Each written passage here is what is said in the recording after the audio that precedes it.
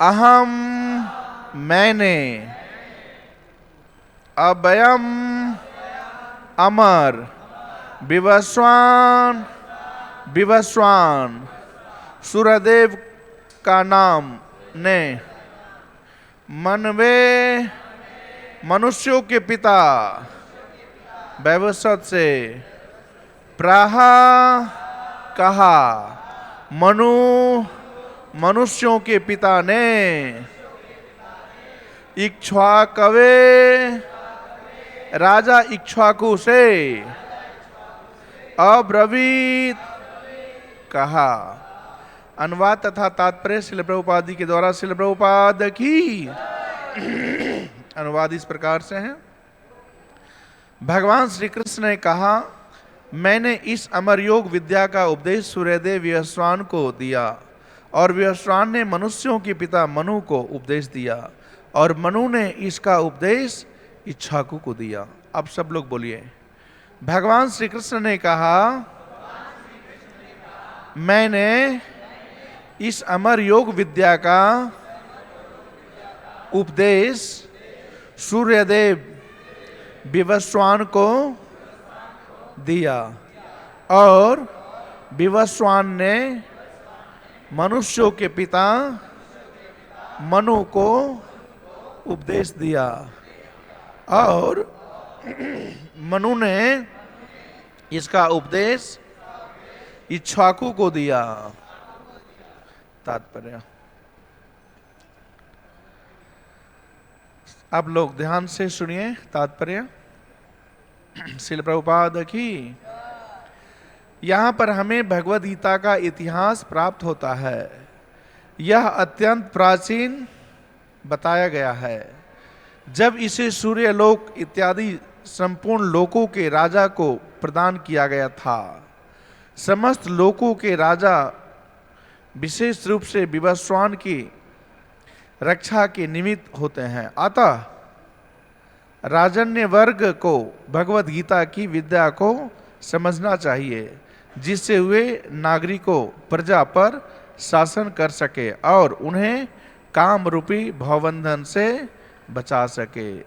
मानव जीवन का उद्देश्य भगवान के साथ अपने शाश्वत संबंध के आध्यात्मिक ज्ञान का विकास है और सारे राज्यों तथा समस्त लोगों के शासन अध्यक्षों को चाहिए कि शिक्षा, संस्कृति तथा भक्ति द्वारा नागरिकों को यह पाठ पढ़ाएं। दूसरे शब्दों में सारे राज्य के शासन अध्यक्ष कृष्ण भावनामृत विद्या का प्रचार करने के लिए होते हैं, जिससे जनता इस महा विद्या का लाभ उठा सके और मनुष्यों जीवन के अवसर का लाभ उठाते हुए सफल मार्ग का अनुसरण कर सके। इस मनवंतर में सूर्यदेव विवस्वान कहलाता है, यानी सूर्य का राजा, जो सौर मंडल के अंतर्गत समस्त ग्रहों लोकों का उद्गम है। ब्रह्म संहिता में 5:52 में कहा गया है,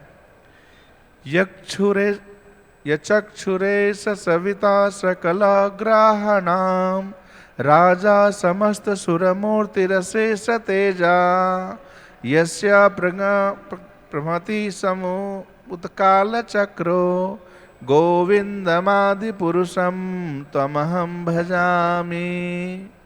ब्रह्मा जी ने कहा, मैं जब श्री भगवान गोविंद की पूजा करता हूँ, जो आदि पुरुष हैं और जिनके आदेश से समस्त लोकों का राजा सूर्य प्रभुत शक्ति तथा ऊष्मा धारण करता है, यह सूर्य भगवान के नेत्र तुल्य है और यह उनकी आज्ञा अनुसार आप अपनी कक्षाओं को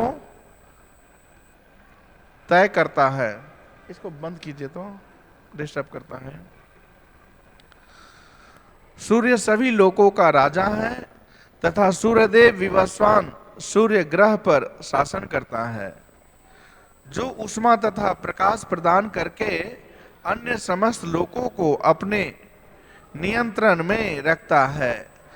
सूर्य कृष्ण के आदेश पर घूमता है और भगवान कृष्ण ने विवस्वान को भगवत गीता की विद्या समझाने के लिए अपना पहला शिष्य चुना। अतः गीता किसी मामूली सांसारिक विद्यार्थी के लिए कोई काल्पनिक भाष्य नहीं, अपितु ज्ञान का मानक ग्रंथ है जो अंततः काल से चला आ रहा है। महाभारत में शांति पर्व में हमें गीता का इतिहास इस रूप में प्राप्त होता है। त्रेता युगाधौ च ततो विवस्वान् मनवे ददौ मनुष्यलोका भृत्यर्थस्तु श्रुतातिक्ष्वाभिददौ इक्ष्वाकुनः च कथितो व्याप्य लोकान् अवस्थिता।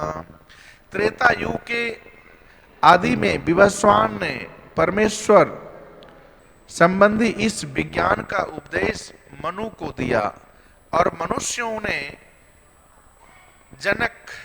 मनु ने इसे अपने पुत्र इक्ष्वाकु को दिया। इक्ष्वाकु इस पृथ्वी के शासक थे और उस रघुकुल के पूर्वज थे जिसमें भगवान श्री राम ने अवतार लिया।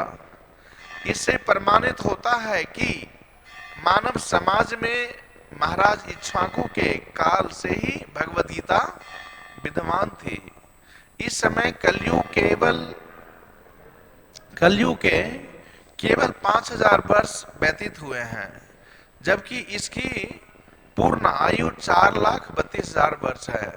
इसके पूर्व द्वापर युग 8 लाख वर्ष था और उसके भी पूर्व त्रेता युग 12 लाख वर्ष था। इस प्रकार लगभग 20,05,000 वर्ष पूर्व मनु ने अपने शिष्य तथा पुत्र इक्ष्वाकु से, जो इस पृथ्वी के राजा थे, श्रीमद् भगवद गीता की कही। वर्तमान मनु की आयु लगभग 30 करोड़ 53 लाख वर्ष अनुमानित की जाती है, जिसमें से 12 करोड़ 4 लाख वर्ष बीत चुके हैं। यह मानते हुए कि मनु के जन्म के पूर्व भगवान ने अपने शिष्य सूर्यदेव विवस्वान को गीता सुनाई। मोटा अनुमान यह है कि गीता कम से कम 12 करोड़ 4 लाख वर्ष पहले कही गई और मानव समाज में यह 20 लाख वर्ष से विद्यमान रही। इसे भगवान ने लगभग 5000 वर्ष पूर्व अर्जुन से पुनः कहा।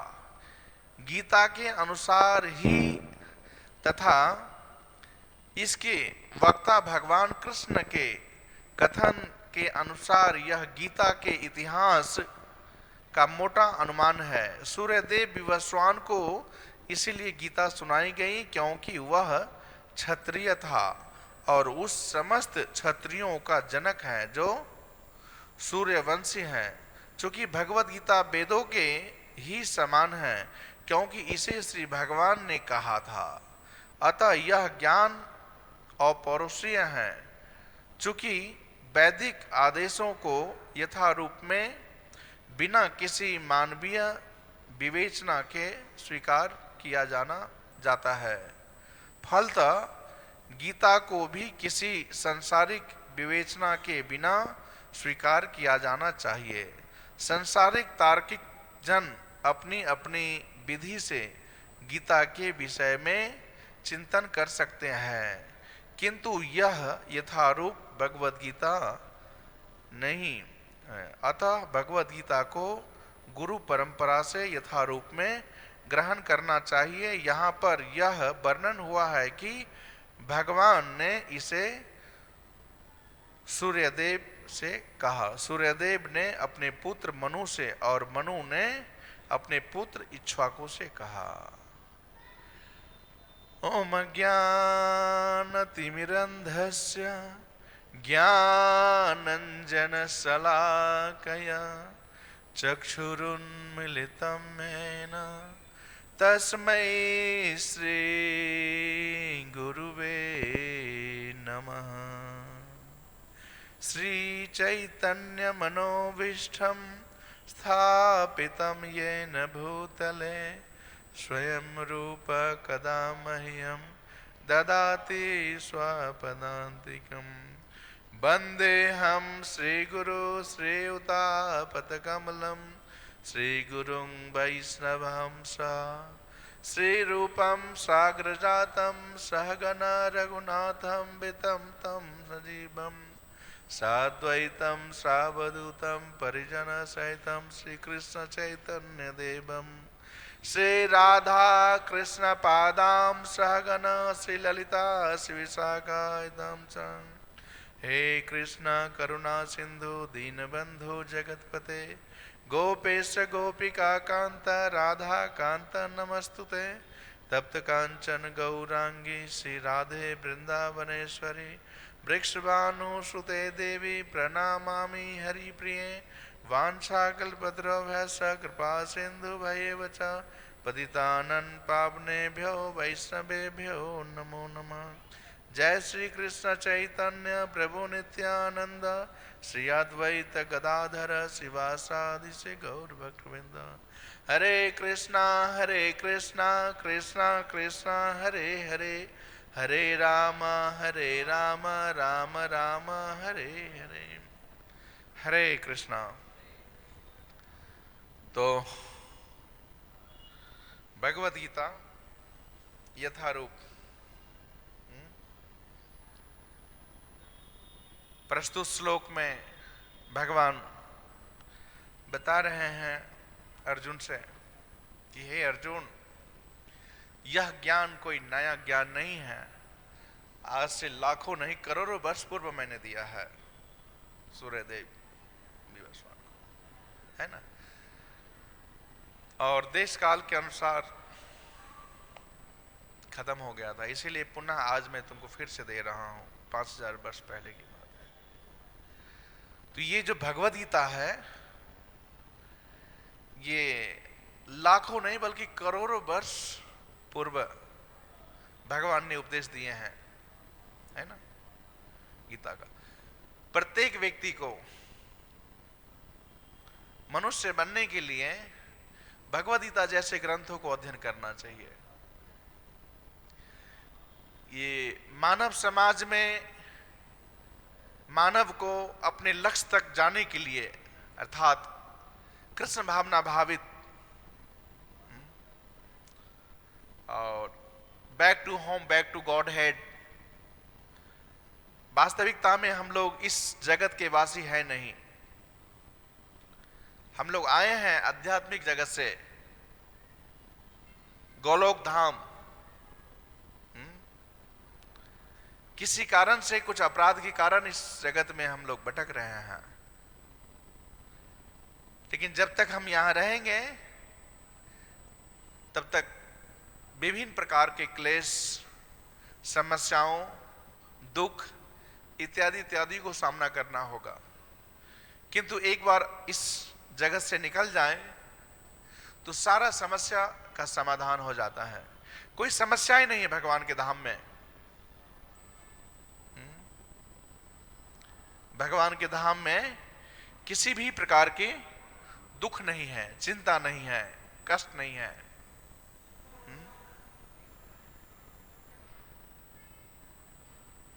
श्रील प्रभुपाद जी भगवद गीता यथारूप लिख करके जब सबसे पहले अमेरिका में जाकर के इस भगवद गीता का प्रचार कर रहे थे, तुरंत एक अमेरिकन महिला ने आकर प्रभुपाद जी से कहा, स्वामी जी आपसे पहले बहुत सारे लोगों ने भगवद गीता लिखा है, आपने क्यों फिर से भगवद गीता लिखने की कष्ट किया। श्रील प्रभुपाद जी ने कहा कि हाँ, मेरे से पहले बहुत सारे लोगों ने गीता को लिखा है, किंतु लोगों ने अपने भाष्य, अपने हिसाब से भगवद गीता को लिखे हैं, किंतु मैंने जो लिखा है वो Bhagavad Gita as it is किया है। मैं जो लिखा हूं भगवद गीता यथारूप। यथारूप का मतलब होता है कि ना तो हम कुछ गीता में से निकाले हैं और ना कुछ भगवद गीता में रखे हैं। जैसे भगवान ने उपदेश दिए हैं बिल्कुल उसी प्रकार से हम इसको प्रस्तुत किए हैं, और बहुत जरूरी था इसको प्रस्तुत करना। और आज इस भगवद गीता के माध्यम से पूरे विश्व में लाखों लाख लोग लाभान्वित हो रहे हैं। लाखों लाख लोग इस भगवद गीता को पढ़ करके अपने दुर्लभ मानव जीवन को सुंदर बना रहे हैं। अपने जीवन में आने वाली अनेकों प्रकार की समस्याओं को बहुत सहजता से उनके समाधान मिल जाता है।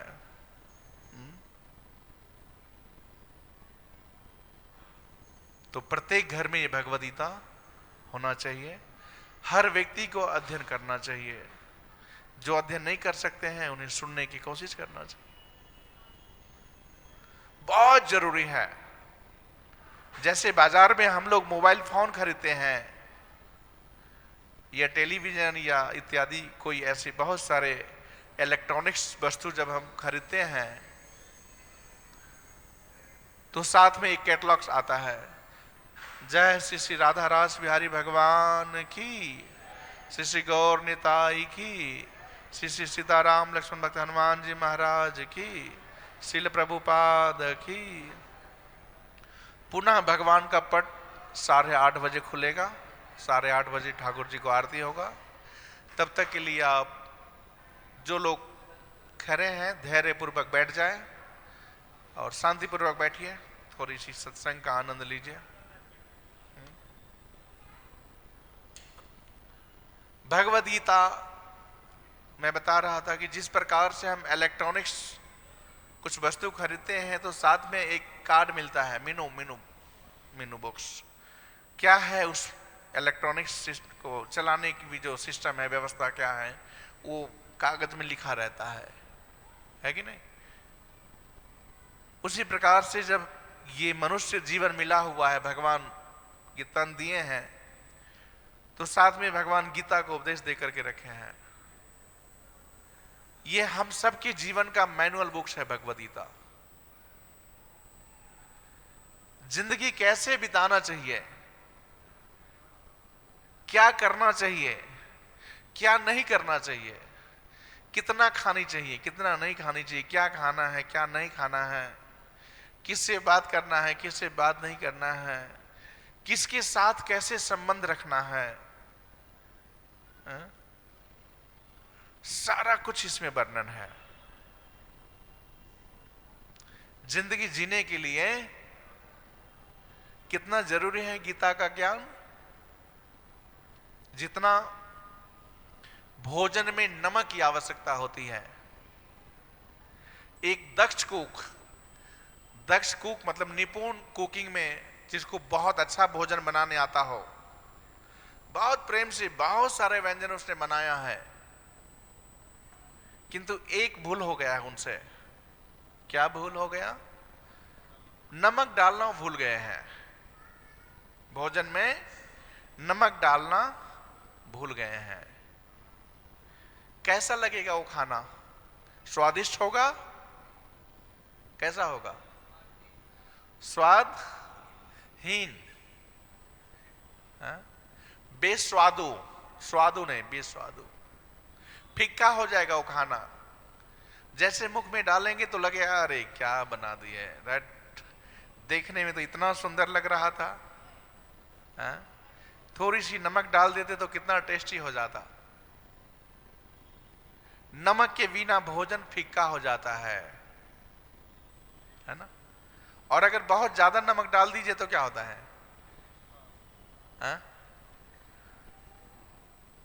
तभी भी वो टेस्टी नहीं होता है, खाने लायक नहीं होता है।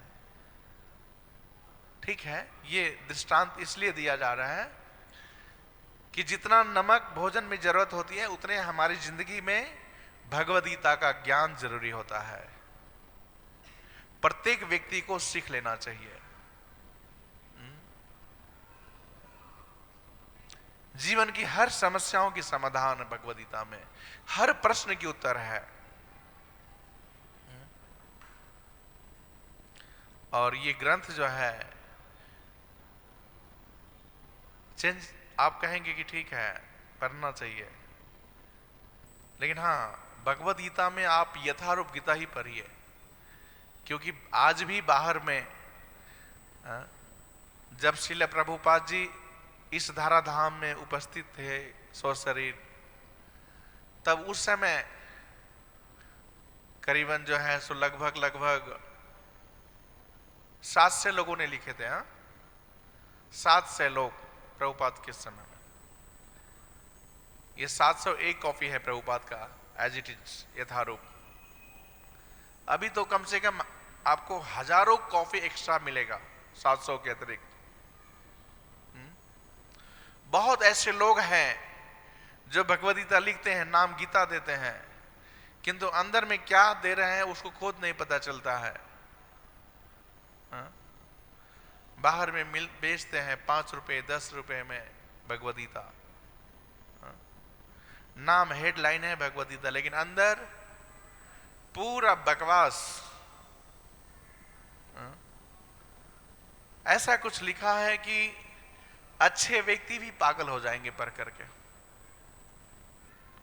पागल तो खैर पागल है, उसका तो कोई बात नहीं है लेकिन जो अच्छे व्यक्ति हैं वो भी पागल हो जाते हैं उसको पढ़ करके। बहुत ऐसे एडिशन है बाजार में। इसीलिए Bhagavad Gita as it is पढ़ना चाहिए, भगवद गीता यथारूप पढ़ना चाहिए। परमाणिक गुरु के द्वारा, परमाणिक गुरु परंपरा में जो आया हुआ ग्रंथ है। जब भी हम लोग कोई पुस्तक पढ़ते हैं तो देखना चाहिए कौन है इसकी राइटर, किसने लिखा है। श्रील प्रभुपाद जी बार बार अपने प्रवचन में कहते हैं कि भगवद गीता की ज्ञान हमें भगवान के भक्तों के मुख से सुनना चाहिए,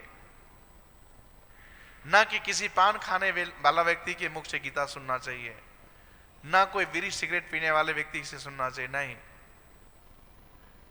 बाहर में बहुत सारे लोग विद्वान हैं, गीता का श्लोक को याद कर लिए हैं, लेकिन आचरण कुछ नहीं करते हैं। बहुत ऐसे लोग हैं गीता पाठ करते हैं, गीता पाठ करते करते करते करते जो है सो कहते हैं कि थोड़ा सा एक सिगरेट दे दो, गला सूख गया, और फिर वो सिगरेट धूकते हैं। क्या गीता सुनाएगा वो?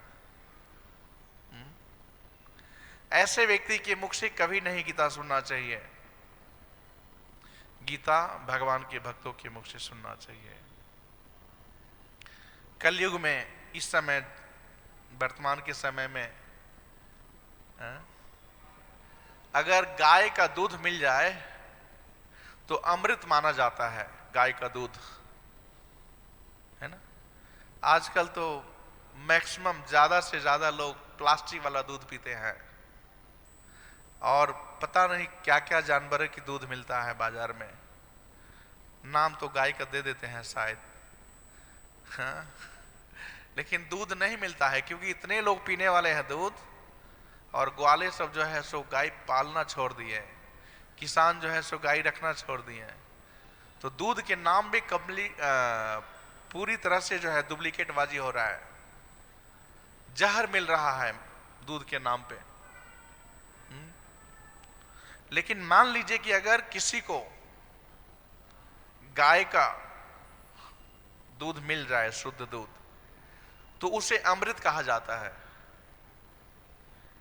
कोई व्यक्ति कुछ भी ना खाए पिए, कुछ भी ना खाए पिए, केवल सुबह में 1 लीटर दूध और शाम को 1 लीटर दूध पिए, तो बहुत अच्छे से अपने जीवन को निर्वाह कर सकता है। इतनी पौष्टिक तत्व हैं गाय के दूध में। किंतु अगर उस गाय को, दूध को, गाय का जो दूध है, किसी विषैले सर्प ने छू दिया हो, तो जितने भी पौष्टिक तत्व हो उसके अंदर, वो जहर में बदल जाता है, सारा गुण खत्म हो जाता है उसका। ऐसे दूध अगर कोई पिए तो क्या होगा? राम नाम सत्य है कि नहीं? मर जाएगा व्यक्ति। ठीक उसी प्रकार से बहुत सारे कथाकार हैं संसार में, बहुत सारे कीर्तनकार हैं संसार में, भारतवर्ष में बहुत सारे हैं, भारत के बाहर तो शायद है लेकिन बहुत ज्यादा नहीं है। लेकिन भारत में भी बहुत सारे जहां जो है तो सुनना चाहिए, जानना चाहिए, पहले विचार करना चाहिए कि कौन कर रहा है कथा, कौन कर रहा है कीर्तन। मिथिलापुरी में, उत्तर भारत में हर गांव-गांव में सुंदरकांड का पाठ होता है। 9 दिन में नवा होता है। भगवान श्री रामचंद्र, जगत जननी माता सीता का धून, सीताराम सीताराम सीताराम जय सीताराम का धून चलता है। जैसे हम लोग महामंत्र का कीर्तन करते हैं, हरे कृष्णा कृष्णा कृष्णा हरे हरे, हरे राम राम राम हरे। तो हमारे कीर्तन में जो है बहुत सारे लोग झूमने लगते हैं, नाचने लगते हैं, गाने लगते हैं और भीड़ हो जाता है। लेकिन सीताराम का जब धुन लोग गाते हैं, कीर्तन करते हैं, तो देखेंगे कि केवल 4 या 5 लोग बैठे रहते हैं। नवा अष्टजाम वगैरह करते हैं 24 घंटे का, 9 दिन का, केवल 4-5 लोग वहां बैठे होते हैं, वही करते रहते हैं, जय सीताराम जय सीताराम जय सीताराम, कंटिन्यू, और कोई नहीं। 5-6 लोग के अतिरिक्त ज्यादा कोई नहीं आते वहां पे। यहां तक कि जो घर के सदस्य होता है, जिनके घर में होता है कीर्तन, वो लोग भी नहीं आते हैं, घर वाले भी नहीं बैठते हैं कीर्तन में। क्यों ऐसा होता है? आपके मन में ऐसा हो लगेगा कि यार भगवान का कीर्तन चल रहा है, चलो बैठकर सुनते हैं। तो आप जब बैठने जाएंगे तो मुश्किल से आप 2 से 3 मिनट बैठेंगे तो ऐसा आपको लगेगा कि चक्कर आ गया, गिर जाएंगे आप, वहां पे उठना पड़ेगा तुरंत। ऐसा क्यों होता है? क्योंकि वो जो मंडली होते हैं बीच में तंबाकू को सुखा करके, वो उसको जर्दा बोलते हैं शायद, नाम जर्दा नहीं, तुलसी लिखा हुआ रहता है डब्बा सब पे, तुलसी 500, तुलसी 1000, तुलसी 5000, ऐसा लिखा रहता है। बड़ा अच्छा लगता है देखने सुनने में। पत्ता भी रहता है उसमें तुलसी का, तंबाकू का पत्ता नहीं दिखाता है। ये तो अच्छी बात है कि तुलसी खा करके अगर भगवान का कीर्तन करे तो बहुत अच्छी बात है। लेकिन वो डब्बा में रहता है क्या? तुलसी नहीं होता है, उसमें तंबाकू पैक रहता है, और वो इतने खतरनाक तंबाकू होता है कि जो गाने वाले होते हैं ना, वो खा करके कीर्तन गाते हैं, और उसके मुख से जो है सो खुशबू आते रहता है तंबाकू का। हालांकि वो खुशबू नहीं है, दुर्गंध है, और वो दुर्गंध जो है सो आपको एकदम चक्कर ला देगा। अगर आप नहीं खाते पीते हैं तो जैसे 5 मिनट बैठेंगे तो सर घूमने लगेगा, आप बैठ नहीं सकते वहां। क्या फायदा? ऐसे कीर्तन से कोई मतलब है? किसका उद्धार होगा? भगवान श्री रामचंद्र जी के अनन्य भक्त है श्री हनुमान जी, जो मनुष्य समाज से भी नहीं है। हनुमान जी पशु समाज से हैं, लेकिन इतनी शरणागति था उनका प्रभु श्री राम के प्रति कि नवदा भक्ति में दास्य भक्ति की अधिकारी उनको बना दिए, आचार्य बना दिए दास्य भक्ति का। श्री हनुमान जी नित्य निरंतर जय श्री राम जय श्री राम जय श्री राम करते थे। लेकिन हनुमान जी कभी तंबाकू नहीं खाए, कभी पान नहीं खाए, कभी सुपारी नहीं खाए। लेकिन यहां कहने के लिए बड़े विद्वान लोग होते हैं मिथिलापुरी में, पूरी रामायण उनको याद होता है। लेकिन पूरी रामायण याद होने के बाद में भी वो क्या खाते हैं? पाप खाते रहते हैं। उनके ही घर में भगवान को भोग नहीं लगता है। क्या सिखाएंगे दूसरों को? खुद के जीवन में अगर आप उनसे पूछिए कि व्यास जी गले में कंठी माला है, माथे में बहुत बड़ा तिलक लगा लिए हैं, और पूरा दोनों ओठ जो है सो एकदम लाल लाल पान खा करके, वो भी तंबाकू वाला पान, हाँ? तो कोई मतलब है? आप व्यास जी हैं, आप ज्ञानी पुरुष हैं, संसार को ज्ञान दे रहे हैं, लेकिन एक सामान्य व्यक्ति भी ये पाप कर रहा है जो पाप आप कर रहे हैं, तो आप में और उनमें क्या अंतर है? व्यास जी गुस्सा करेंगे, चुप हो, क्या बात करते हो, बेमतलब। तो यहां कहने का भाव यह है कि हमें भगवान की उपदेश, गीता का उपदेश या रामायण का उपदेश या साधु भक्तों का अगर संग करें तो ये विचार करके करना है कि किसके मुख से हम सुन रहे हैं। अगर कोई भक्त है भगवान के और अगर वो गीता का ज्ञान, रामायण का ज्ञान आपको दे रहा है, तो आपका जीवन में आपकी प्रगति होगा। लेकिन अगर कोई भक्त नहीं है और खूब ढिंडोरा पीट रहा है ज्ञान का, तो कभी आपकी जीवन परिवर्तन नहीं होगा, कभी बदलाव नहीं आएगा जीवन में। इसीलिए व्यक्ति को सबसे पहले आचरण करना चाहिए, आचरण करके फिर दूसरों को सिखाना चाहिए, कि नहीं? सबसे पहले आचार होना चाहिए, आचार, इसके बाद प्रचार। लेकिन खुद आचार नहीं करेंगे, दूसरों को प्रचार करेंगे, इस प्रचार का कोई मतलब है? कोई मतलब नहीं है। पहले अपने आप को अच्छा बनाने की कोशिश करना चाहिए। हरे कृष्णा कृष्णा कृष्णा हरे हरे, हरे राम राम राम हरे। तत्पश्चात जो कुछ अपने अंदर दुर्गुण है उसको हटा देना चाहिए, छोड़ देना चाहिए, और फिर दूसरों को बताना चाहिए, अपने ऊपर अप्लाई करना चाहिए। एक गुरुजी थे, एक माताजी अपने बालक को लेकर आए, गुरुजी ये बहुत गुड़ खाता है, जरा इसको समझाइए कि गुड़ छोड़ दे। गुरुजी ने कहा ठीक है, अगले महीना आओ। अगले महीना माताजी बच्चों को लेकर, गुरुजी इसको समझाइए बहुत गुड़ खाता है।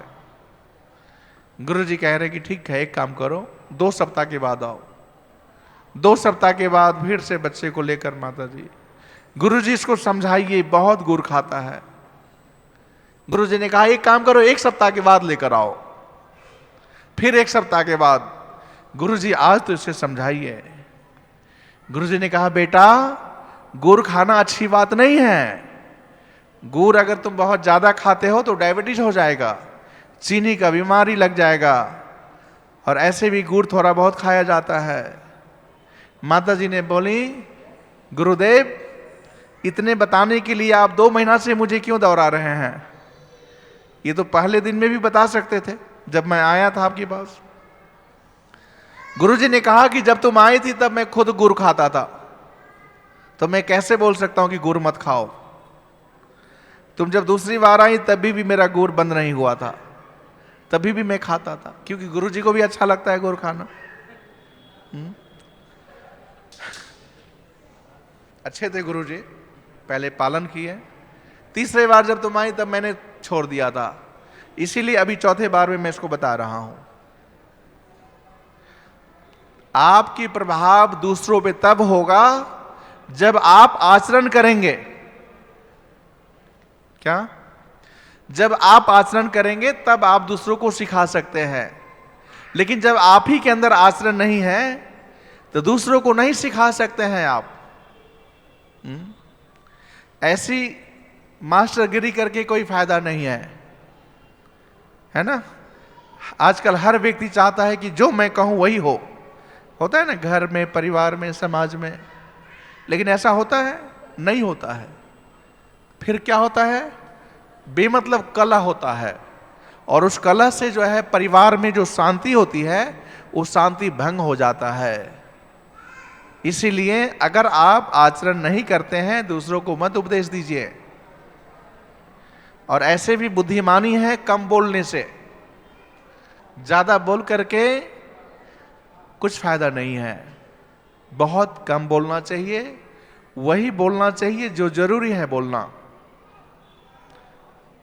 बेमतलब की बात कभी नहीं करना चाहिए, व्यर्थ की बात कभी नहीं करनी चाहिए। अगर आपको कुछ समझ में नहीं आता है कि वास्तविकता में क्या बोला जाए, कितना बोला जाए, कैसे बोला जाए, कहां से सीखे, कोई ऐसी ग्रंथ है कि जिंदगी को कैसे अच्छा बनाए वो सिखाए, तो ग्रंथ है भगवद गीता यथारूप। आज ही ले लीजिए, स्टॉल पे मिल रहा है भगवद गीता यथारूप, और आज से इसको अध्ययन करना शुरू कर दीजिए। जीवन की हर बात इसमें वर्णन है, हर पॉइंट वर्णन है। अगर आप इस गीता को अध्ययन कर लेते हैं तो आपसे बड़ा ज्ञानी कोई और नहीं हो सकता है संसार में। इसीलिए सब लोग भगवद गीता पढ़िए और अपने दुर्लभ मानव जीवन को सुंदर बनाइए। बहुत बहुत धन्यवाद। हरे कृष्णा। ठाकुर जी का पट खुल गया है। सब लोग अपने हाथ को ऊपर उठाइए और बड़े प्रेम से जोर से सब लोग बोलिए, हरे कृष्णा हरे कृष्णा कृष्णा कृष्णा हरे हरे हरे रामा हरे रामा रामा रामा हरे हरे हरे कृष्णा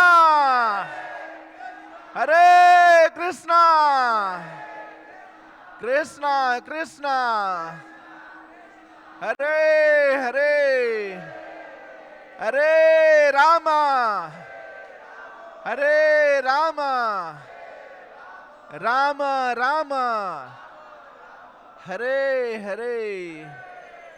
हरिनाम संकीर्तन महायज्ञ की, भगवत वाणी भगवत गीता यथारूप की, श्री श्री राधा रास बिहारी ललिता विशाखा सखी की, श्री श्री सीताराम लक्ष्मण भक्त हनुमान जी महाराज की, श्री श्री गौर निताय की, श्रील प्रभुपाद की, निताय गौर प्रेमानंदे।